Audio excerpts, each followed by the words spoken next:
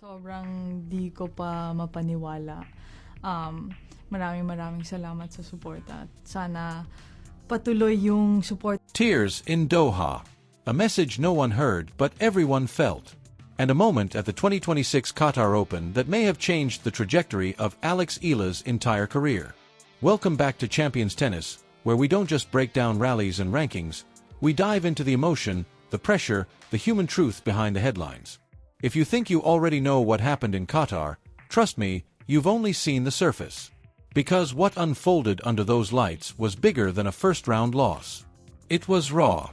It was vulnerable. And it was unforgettable.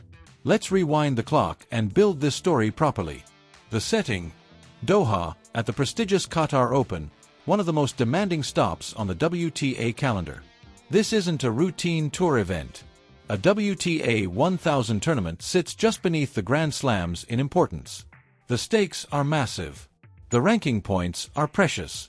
The prize money is enormous. And the pressure? It's suffocating.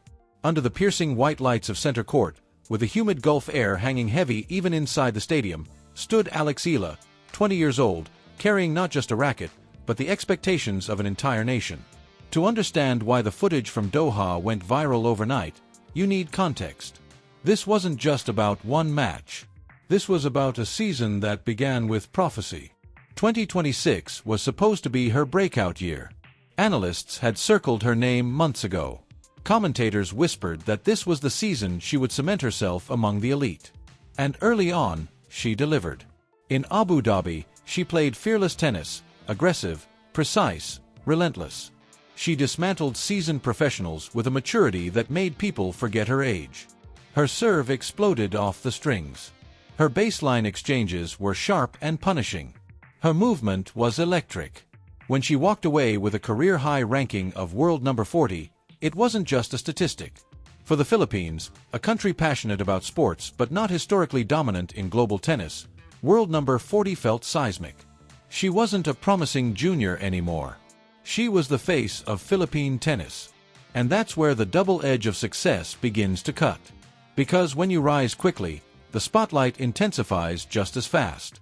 Media requests multiplied. Sponsorship interests surged. Every match became a national event back home. Every win felt like a collective celebration.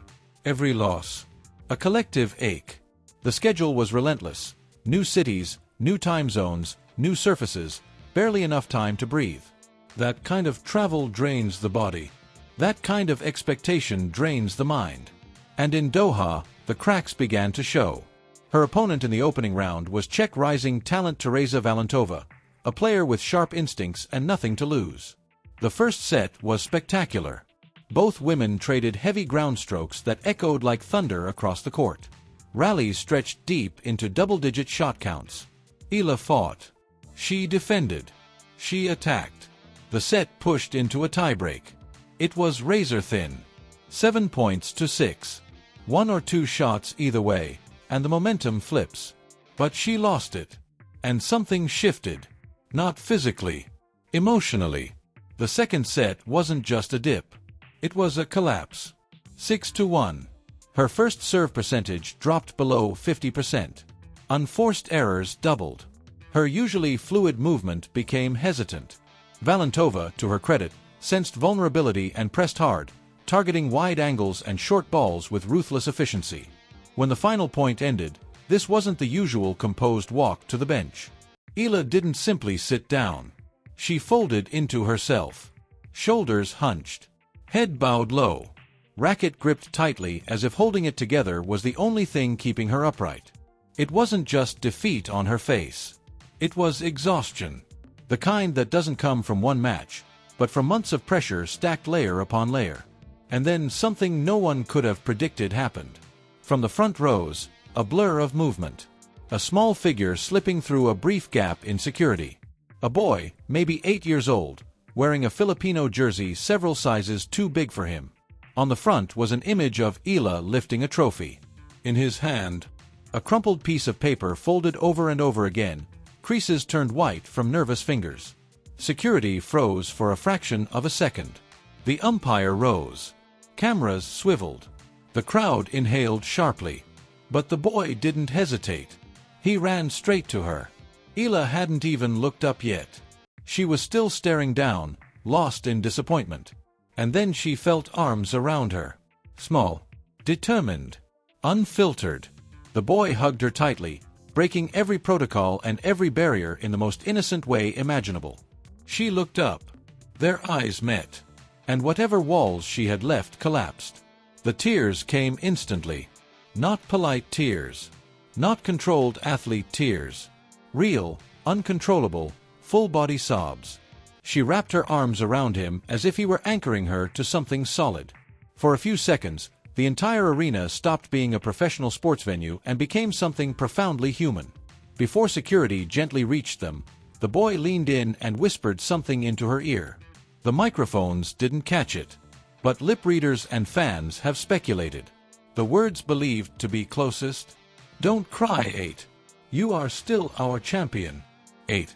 In Filipino culture, it means older sister. It's affectionate. It's respectful. It's intimate. In that instant, she wasn't world number 40. She wasn't a first-round exit. She wasn't a headline. She was family. And family doesn't measure love by scorelines. The clip exploded across social media within hours. Millions of views. Hashtags trending globally. Not just in Asia, everywhere. Even the match winner, Valentova, handled the aftermath with grace, quietly applauding from a distance as the scene unfolded. But while the world celebrated the emotion, another narrative began brewing. A child had breached security at a WTA 1000 event. That is no small issue. Tournament officials reportedly moved into urgent review meetings. Protocol questions surfaced. How did it happen? How do you prevent it again? The moment ended beautifully, but the implications were serious. Still, beneath the security debates and viral metrics, the deeper question lingered. Was this the breaking point before a breakthrough? Tennis has seen this story before. Young stars surging fast, burdened by expectation.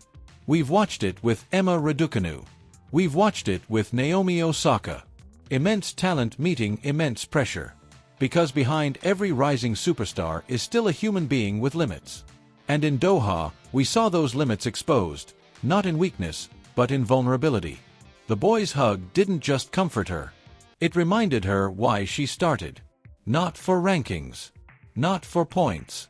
Not for headlines. But for connection. And sometimes, the most powerful reset in sports doesn't come from a training block or a strategy session. It comes from being reminded that you matter beyond the scoreboard. And that's where this story truly begins. Now here's where this story becomes even more compelling, because what happened after that hug may shape everything that comes next for Alex Eala. In the hours following the emotional scene at the Qatar Open, her social media accounts went completely silent. No routine post-match message.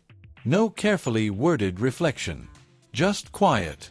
And in today's hyper-connected sports world, silence speaks loudly. Reports from inside the player areas suggested long conversations with her coaching team. Not tactical breakdowns. Not serve mechanics. Conversations about recovery. About mental load. About whether continuing immediately was the right call. There were whispers that her doubles participation was under review. That alone tells you how seriously the moment was being taken. Because this wasn't about one bad set. It was about accumulated weight. Professional tennis is relentless. New country, new opponent, new expectations, every single week. For a 20-year-old carrying national pride on her shoulders, the load multiplies. Sports psychologists often describe something called emotional release before recalibration. In simple terms, sometimes the breakdown is not the end. It's the reset button. When pressure builds silently for too long, it doesn't disappear, it finds an outlet. In Doha, that outlet came through tears. And strangely enough, that public vulnerability might be the healthiest thing that could have happened. We've seen legends experience similar moments. Roger Federer has cried on Grand Slam podiums. Novak Djokovic has allowed emotion to overtake him in front of millions. Those tears didn't weaken their legacy. They deepened it. Because greatness isn't built on pretending you're invincible. It's built on confronting fragility and coming back stronger. What that young fan did was extraordinary in its simplicity. He cut through rankings, expectations, sponsorship obligations, and social media noise.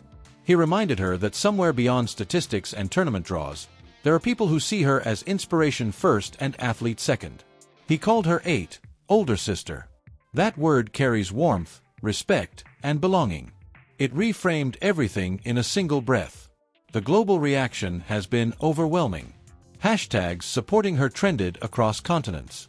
Fans from countries with no direct tie to Philippine tennis shared the clip simply because it made them feel something real. And in a sport often criticized for being emotionally reserved, that authenticity landed powerfully. Meanwhile, tournament officials continue reviewing the security lapse. It's impossible to ignore the seriousness of a perimeter breach at a major event. Protocol will tighten. Barriers will likely be reinforced. But here's the irony. While administrators analyze procedures, the tennis world is still talking about the humanity of it all. Because beneath regulations and rankings, sport at its core is about connection. And this was connection in its purest form. The bigger question now is strategic. What happens next? Does she step away briefly to reset physically and mentally? Or does she channel this moment into competitive fire? Both paths have logic.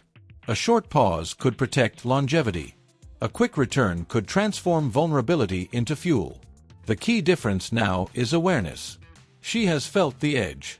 She has confronted the emotional ceiling. And she has experienced unconditional support at her lowest visible point. That combination can be transformative. Every iconic sports journey includes a chapter where everything appears to unravel. The champions we remember are the ones who use that chapter as foundation, not conclusion. If this becomes the turning point of her 2026 season, analysts will circle back to Doha and say that was the day something shifted internally. Not technically, not physically, mentally. Because resilience isn't built during comfortable wins. It's forged in uncomfortable losses. And she has now endured one in the most public way imaginable. The demand for a proper reunion between her and the young fan is already growing. Many believe the story deserves closure, an organized meeting, a chance for her to read the letter calmly, to thank him without chaos, to transform a viral moment into a meaningful memory. If that happens, it won't just be heartwarming content. It will symbolize something deeper about what elite sport can represent. As for the rest of the season, the narrative possibilities are fascinating. A comeback run fueled by renewed clarity would feel cinematic. A strategic rest followed by resurgence would feel wise and mature. Either way, the version of Alex Eala stepping onto her next court will not be identical to the one who walked off in Doha. She now carries proof, not of pressure, but of purpose. And purpose, when internalized properly, is more powerful than hype. So the story isn't over. In many ways, it's just beginning. Because sometimes the most defining moment of a champion season isn't a trophy lift.